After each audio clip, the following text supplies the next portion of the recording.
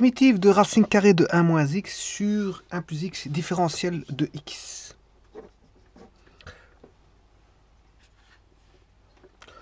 La première chose, le premier instinct qu'il doit avoir quand on calcule le primitif, bon, il faut toujours, normalement, bon, c'est vrai qu'on ne le fait pas toujours, mais il faut toujours le faire. Voilà, on va dire c'est calculer le domaine. Rechercher le domaine, rechercher le domaine. Dans ce cas-ci, le domaine,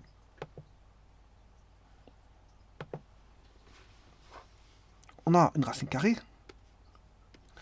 À l'intérieur se trouve une expression du style 1 moins x qui est un rapport de deux polynômes du premier degré, 1 plus x sur 1 moins x. C'est ça qu'on a. Et donc tout ce qui se trouve à l'intérieur d'une racine carrée doit être strict, enfin plus grand ou égal à 0. Bien sûr, avec ici, x doit être différent de moins 1. Bon. C'est-à-dire que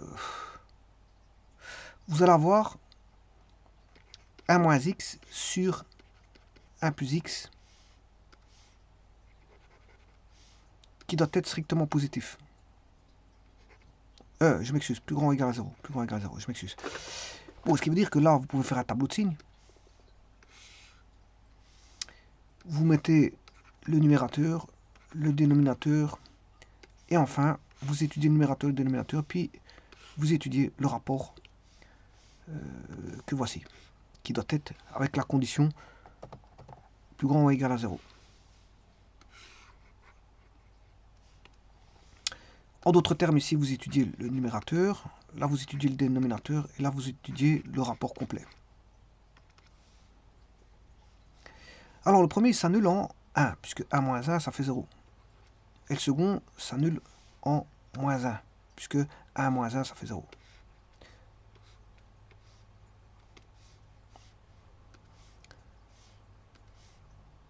Alors ça, c'est là... Bien sûr, au-dessus, ce sont les x, qui sont dans l'ordre croissant. Donc on a, par là, on tend vers moins l'infini. Et par là, on tend vers plus l'infini. Voilà, le 0, il est ici quelque part. Entre moins 1 et 1. Il est au milieu. Voilà. Donc ici, le a, il est négatif. Donc c'est comme si on avait une droite. On a une droite décroissante. Alors je peux vous montrer. Ah. 1 moins x, c'est une droite décroissante. Parce que le coefficient angulaire est négatif, il vaut moins 1. Donc on a une zone négative. Une zone... Enfin, on a une zone positive à gauche de moins 1. De 1, je m'excuse. De 1. Et une zone négative au-delà de moins 1. Et en 1, ça fait 0. Ouais, si vous mettez le point... Voilà. 1,0. Voilà. Alors, le signe, je vais vous montrer que la droite est au-dessus. Les y sont positifs à gauche de 1. Voilà. Et négatif en dessous de 1. Et en 1, ça fait 0. Donc, vous avez la zone des signes. Donc, c'est plus à gauche de 1 et moins à droite. Donc, on a plus à gauche et on a moins à droite. Pour 1 plus x, bon, on va faire la même chose. Là, le coefficient angulaire, il vaut plus 1. Donc, c'est une droite qui décroît. Donc, on va avoir moins. Alors, décroître, ça veut dire qu'on aura du moins... Enfin, elle croît, je m'excuse, parce que le coefficient angulaire est positif. On a plus x, ça fait plus 1x. Le coefficient angulaire vaut 1. Alors qu'ici, le coefficient angulaire vaut moins 1. Donc, il y en a une qui est décroissante et l'autre croissante. Bon, ce qui veut dire, si je mets 1 plus x, voilà, vous voyez que celle-ci, elle est plutôt... bon, elle s'annule en moins 1, 0. Et elle est négative à gauche de moins 1 et positif à droite de moins 1. Et donc, on a ceci. Alors, ce qu'il faudrait... Enfin, ce qu'il faut ici, c'est la condition, c'est de respecter la condition que ça doit être plus grand ou égal à 0. Donc, bien sûr, je dois faire le rapport. Négatif. Là, ça n'existe pas parce qu'il est au dénominateur. Le 0 est au dénominateur. Si vous mettez moins 1 au dénominateur, ça fait moins 1 plus 1, ça fait 0 au dénominateur. On peut pas avoir une fraction, on ne peut pas avoir un dénominateur nul. Là, on a plus, ensuite on a 0 et on a moins. Et on doit prendre les plus grands ou égal à 0. C'est-à-dire que le 1, je peux encore le prendre. Donc la zone, elle est là. Donc, la zone, c'est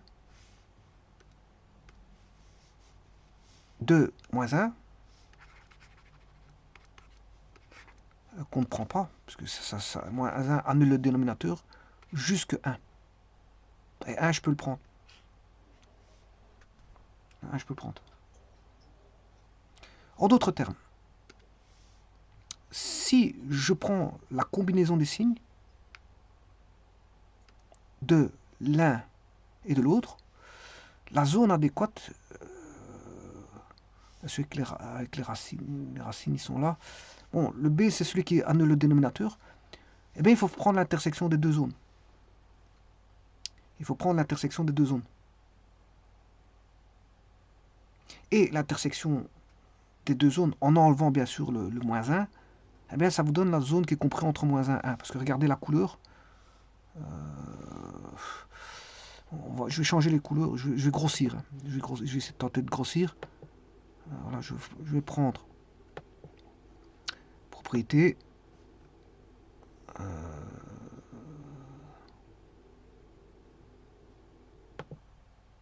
On va grossir le trait.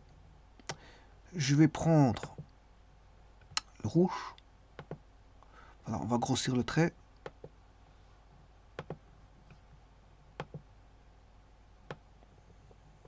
Voilà. Et vous voyez que vous avez une zone entre moins 1 et 1 qui est l'intersection des deux. Voilà. Et bien sûr avec moins 1 qui est à rejeter. Alors, ça veut dire quoi? Ça veut dire que là, vous avez la fonction. Si je fais la fonction f sur g, f... non, c'est f sur h. F sur h. Bon, c'est... Bien sûr, c'est... Une hyperbole. Fonction hyperbole. Mais si je prends la racine carrée, c'est la racine carrée que je dois prendre de q. Voilà. Et là, vous voyez bien que la fonction est inscrite. Voilà, et alors vous voyez qu'il y a une asymptote là-dessus. Elle est inscrite entre moins 1 et 1.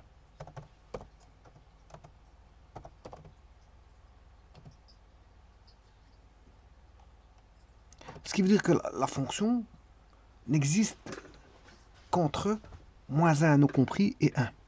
Bon, c'est la première des choses. Donc la primitive va être comprise là-dessus. La primitive va être comprise entre moins 1 et 1. Alors pourquoi je fais ça? Bon, généralement on indique le domaine d'office quand on fait des calculs de primitives, mais parfois on se voit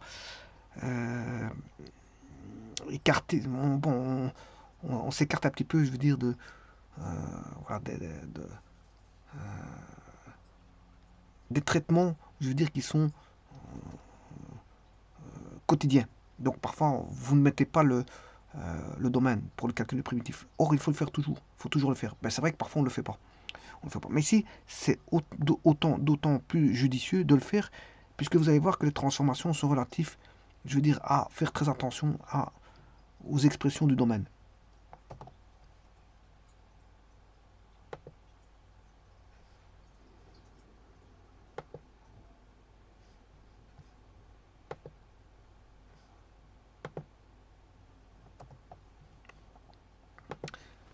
Alors, donc, j'ai dit que le domaine était compris entre moins 1 et 1. Voilà, qui est la zone, voilà, d'intersection des plus. C'est la zone d'intersection des plus. Bien sûr, ici, il est nul, je peux le prendre. Donc, la fonction n'existe qu'à ce niveau-ci. Moins 1, 1, avec moins 1 qui est une asymptote. Là, on a une asymptote verticale en moins 1. Alors, les expressions que je vais écrire, je dois faire très attention. Justement, je dois faire très attention au domaine. Alors, si j'écris ceci, c'est une intégrale par transformation. Je vais écrire l'intégrale de 1 moins x sur 1 plus x.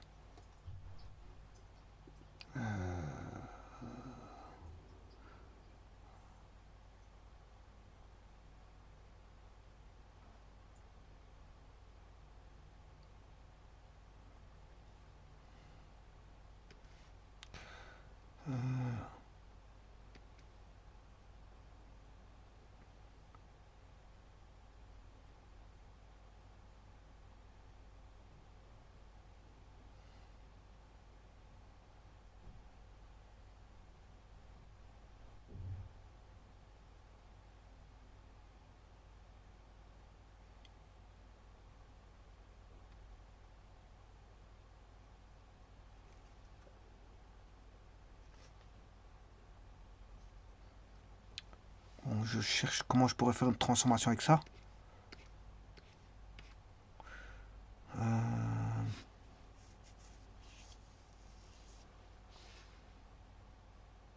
Je multiplie par 1. Je multiplie par 1. Alors, si je multiplie par 1, j'ai 1 moins x sur 1 plus x, primitif.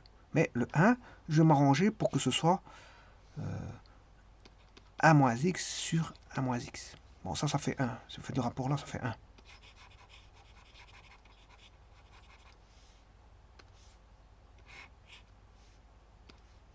Différentiel de x.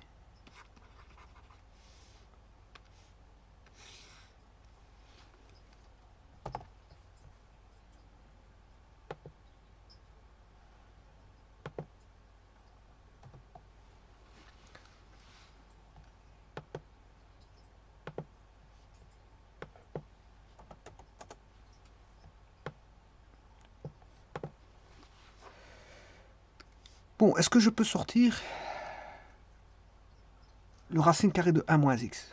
Ben, s'il est dans son domaine, oui. S'il est dans son domaine, racine carrée de 1 moins x,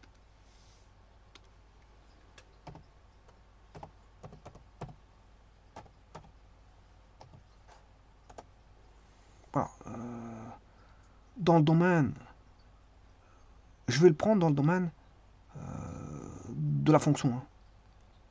C'est-à-dire entre moins 1 et 1. Voilà. Et entre moins 1 et 1, vous voyez que la fonction est positive. La fonction ici, entre moins 1 et 1, elle est positive. Donc je peux la voilà, sortir. Je peux la sortir. Puisqu'elle est positive entre moins 1 et 1. Il n'y a pas de problème.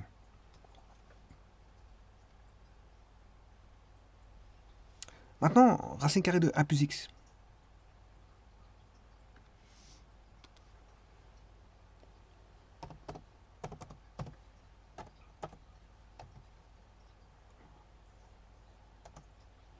Ben, entre moins 1 et 1, elle est positive.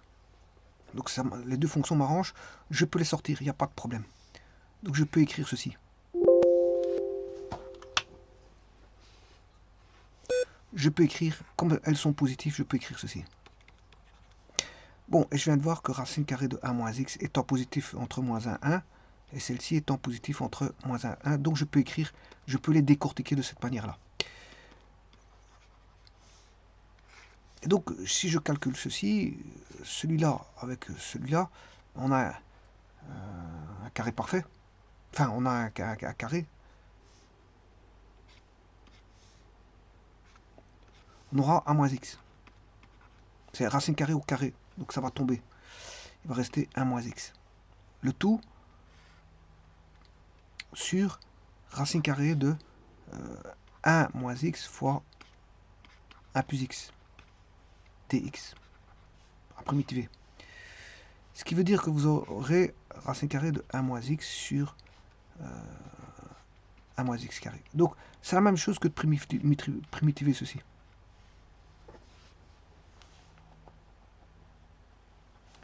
Voilà, c'est la même chose que de primitiver ceci.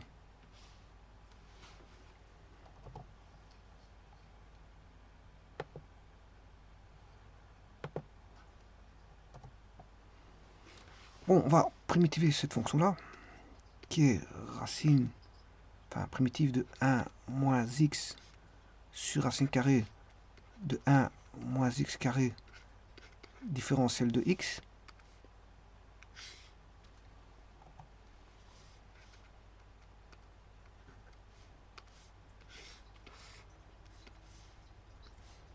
Et là, on peut décomposer. On aura dx sur racine carrée de 1 moins x carré moins la primitive de x différentiel de x sur racine carrée de 1 moins x carré. Alors pour la première, on a l'intégrale I1 moins l'intégrale I2. La première, c'est une arcsinus. Vous voyez tout de suite que c'est arcsinus de x à une constante près. Bon, la constante, on aura 2 que je rassemble en une seule qui est k. Et celui-ci, si je pose u égale, pour la I2, u est égal à 1 moins x carré, différentiel de u, vaut moins 2x dx, c'est-à-dire que moins du sur 2 est égal à x dx. Donc on aura, si vous voulez ici, x dx qui vaut moins du sur 2. Moins du sur 2, racine carrée de u. Alors, moins par moins, ça fait plus.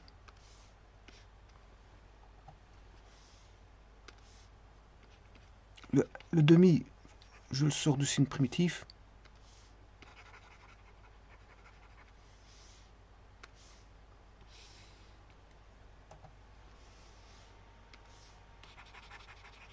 Et vous savez très bien que, attention que le 2, je l'ai sorti. du sur racine carrée de u, à primitiver, c'est une formule directe qui vaut 2 racines carrées de u plus k. Donc la primitive ici, elle vaut 2 racines de u plus k prime. Et 2 fois 1 demi, ça fait 1.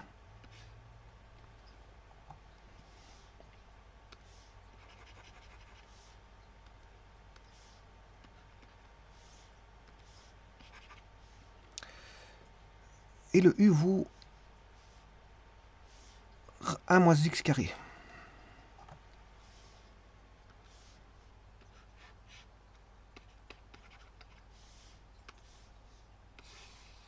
Donc maintenant, je vais rassembler les deux primitifs.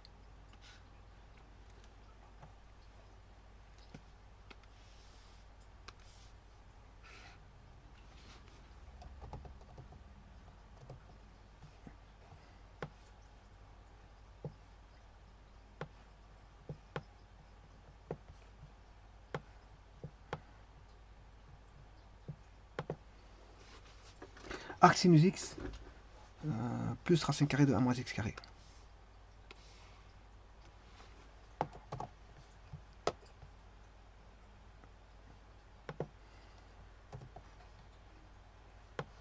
Dans le domaine, bien sûr, moins 1, 1 dans son domaine.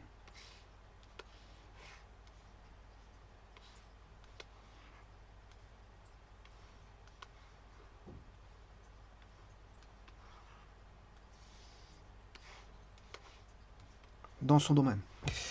Alors on va voir ça.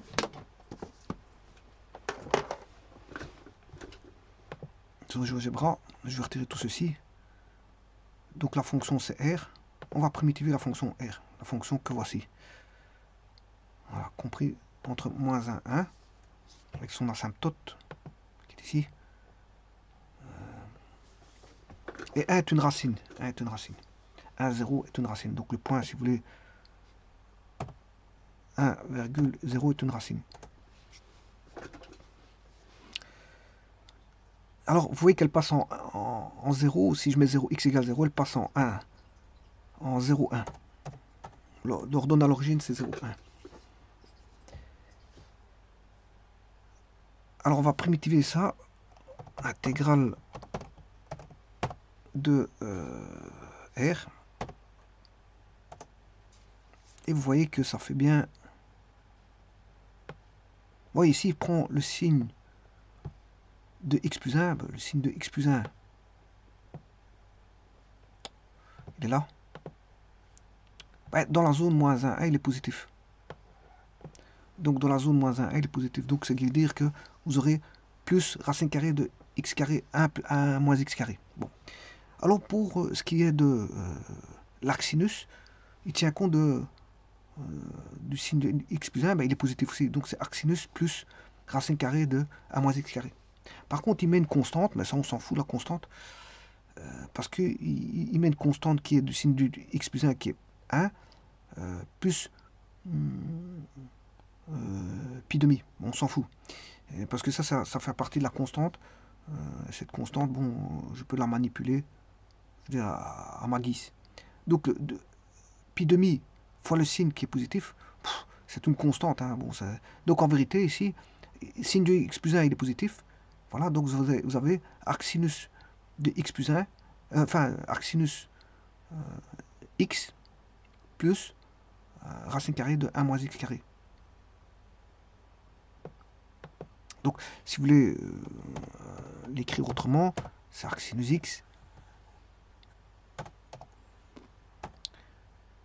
plus la racine carrée de 1 moins x carré. Donc vous voyez que c'est ça, à une constante près.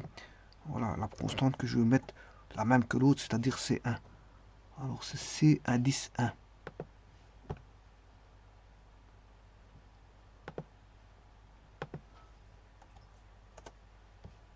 Voilà. Et comme ça. Bon, il y en a un, il a 2 pi demi au-dessus. Le signe étant positif, c'est pi demi fois le signe qui est positif. Donc il est un peu plus au-dessus. Mais maintenant, si je booste la constante, ils vont tous les deux bouger.